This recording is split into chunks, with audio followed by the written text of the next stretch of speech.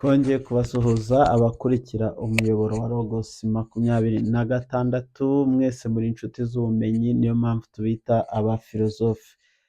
Tubaganiriza ku ngingo zitandukanye zirimo iz'iyobokamana, zirimo iz'imibereho ya muntu, zirimo iby'intangiriro n'iherezo ry'ibintu hano ku isi, zirimo kandi n'ibijyanye na existentialisme cyangwa se condition humaine hano muri iyi si bigenda bite. Wibuke gukora subscribe. Uyu munsi mbazaniye igitabo cya Chad Meister cyitwa Introducing Philosophy of Religion. Uyu ni umuhanga w'umunyamerika, na n'ubu aracyariho, ni contemporary philosopher, akaba n'ubundi akigisha filozofiya muri university imwe muri Amerika.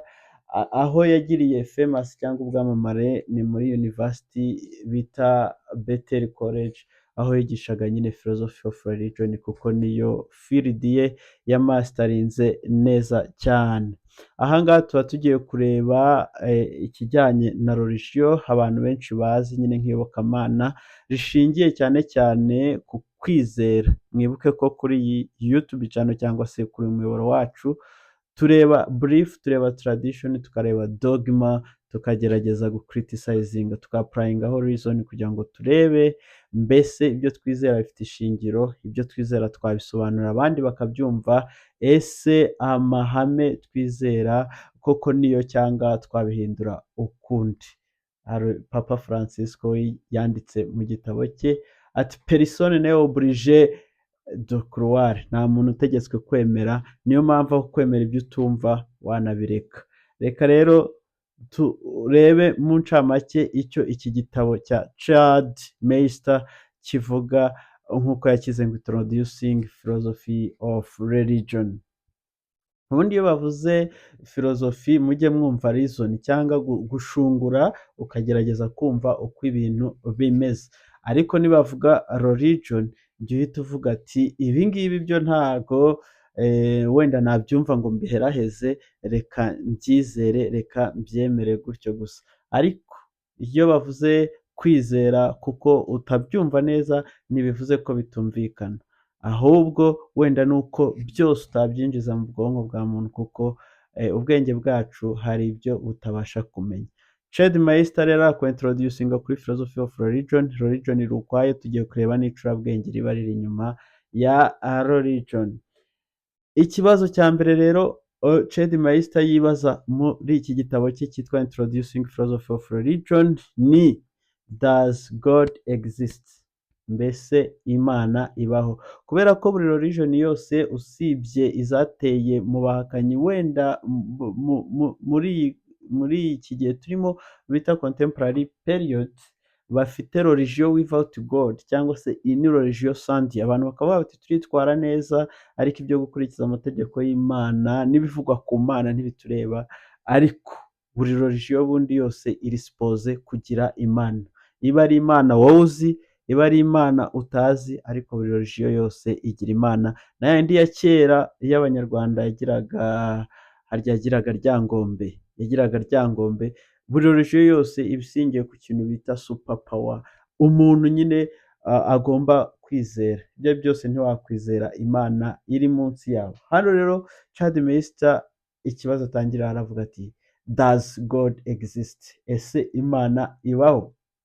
Ese wowe ubitekerezaho iki? Imana ibaho cyangwa ntibaho? Tuzajya tugenda tubiganira gake gakeya. Numva umuntu avuze ko Imana itabaho, wamusubiza ute? Niwumva avuze ko ibaho, byo wabyifatamo ute? Ikibazo cya kabiri aribaza ati what about evil and suffering? Ese ikibi n'iyi mihuguto cyangwa imihangayiko tugirira muri iyi si, nimba Imana iriho ikaba ari nziza kandi koko ari inyamuhe, ikaba iri tupisa kandi iri omnipresent cyangwa se ahantu hose iba ihari, ni kuki yemera ibibi no gusafaringa tubona mu isi bikaba? Hari abantu rero rimwe bajya gusenga batota Imana kugira ngo ibakurireho suffering, ibakurireho evil, rimwe na rimwe ndetse ntinabibakurireho.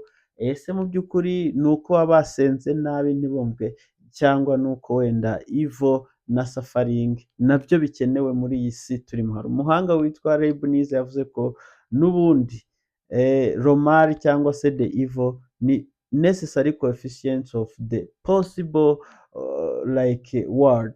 Mu isi nziza zashobokaga kurema, iyi ngiyi turimo niyo nziza kuko ibyo tubonamo byose tugomba kubyakira kuko n'ubundi nta yindi Imana yari kurema iruta iyi ngiyi.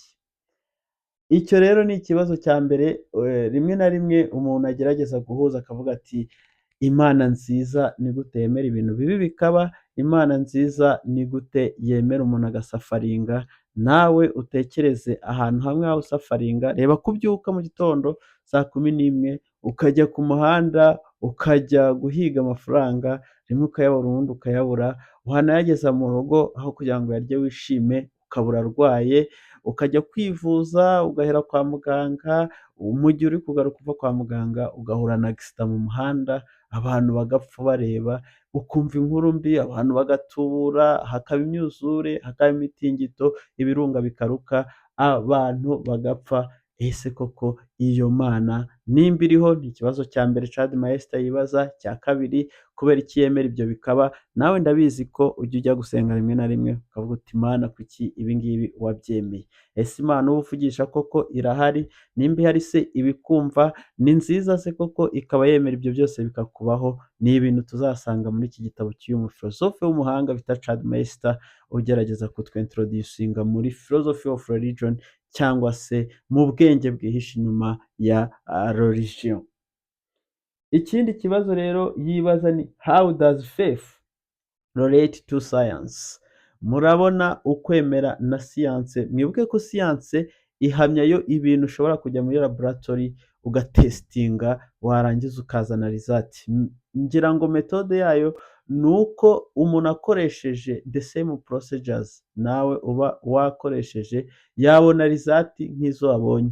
Muri faith hose uko bimera, abantu bizera Imana imwe ariko ntibayibanire kimwe, ndetse yewe n'ibyo ibakorera ntibibe bimwe, ariko nyamara ikabakunda kimwe. Aho numva nta confusion irimo, nibyo byose tuzatwe exploringa. Arakubaza ati faith na science hari aho bihuriye? Hari isomo twigaga kera bitaga la foi et science, ni ryiza cyane. Ese iyo inkuba ikubise cyane imirabyo ikarabya, koko biba ari uburakari bw'Imana cyangwa ni amasharije aba ahuriye mu kirere? Nta kuntu se siyanse yafasha ukwemera, cyangwa nta kuntu ukwemera kwafasha siyanse, wenda bikuzuzanyaho kugira ngo bihangane, kimwe gikoresha reason ikindi kigakoresha faith. Ibyo nabyo tuzabisanga muri iki gitabo. Is there life after death? Ni ikindi kibazo Chad Maester yibaza. Ese iyo umuntu apfuye biba birangiye abapfuye koko yibagiranye, cyangwa nyuma y'urupfu hari ubundi buzima? Aha ngaha tekereza ku mwana ufite ukwezi kumwe mu nda ya nyina akazamaramo amezi 9. Nta kintu ngira ngo aba azi cyane mu nda ya nyina. Iyo ageze hano ku isi ndatekereza ko utamubaza ngo mu nda wari umeze ute ngo agire icyo akubwira. None wasanga kuno turi mu isi natwe tumeze nk'abari mu nda ya ba mama, hanyuma nyuma yo kuva muri iyi si tugatangira ubundi buzima, ubwari buri hano tukabwibagirwa burundu, ku buryo tutamenya nimba twari turiho cyangwa tutariho. Ese ntibyaba ari byo bavuga ko mu ijuru ibyo mu isi tuzaba twarabisize tutazabyibuka? Itonde tuzasomane kino gitabo cyitwa Introducing Philosophy of Religion. Ibi bibazo rero biratangaje kuri buri muntu wese ushobora kubyumva, kandi ni nabyo nyirizina bigize icyo twita Philosophy of Religion. Icya mbere, Imana ibaho. Icya kabiri, nimba ibaho ikaba ari nziza, ese iyi mibabaro ndetse n'ibibi tubona mu isi bituruka hehe? Icya gatatu, mbese hari ukuntu kwemera twaguhuza na siyanse, ba bandi bavuga ngo ora et labora, cyangwa se senga kandi ukore? Ese ntibaba bashatse kuvuga iki? Ko gusenga gusa bidahagije, kandi ko no gukora gusa bidahagije, donc byibura ukwemera n'ukwizera, amasengesho n'ibikorwa bikwiriye kujyana. Ibyo byose nibyo twasoma mu hano.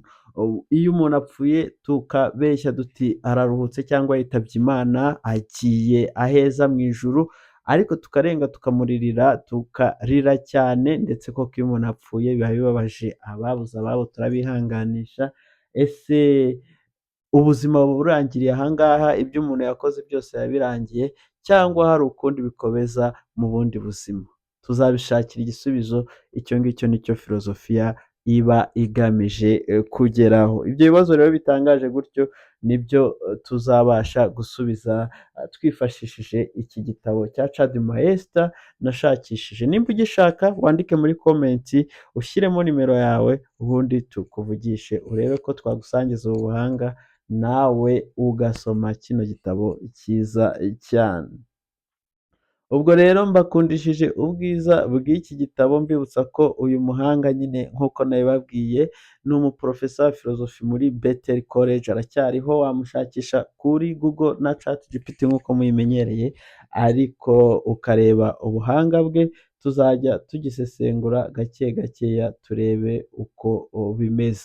Reka rero iyi introduction n'ibikubiye muri iki gitabo mbe mbihiniye aha ngaha, ubundi donc isezerano duhanye ni ukuryubahiriza, tuzajya duhura umunsi ku munsi, turebemo ikibazo kimwe, tugishakire igisubizo, turebe uko avuga ibintu, turebe ko twatandukana n'ubujiji. Intego yacu y'ibanze, it's bringing back reason to our life, tukazana nanone ugutekereza mu buzima bwacu, ntidukurikire isi n'abayo buhumyi, ahubwo natwe tukagira uruhare rwacu mu gukoresha ubwigenge Imana yaduhaye bushingiye kuri rezo cyangwa reason, cyangwa se uko gutekereza Imana yaduhaye.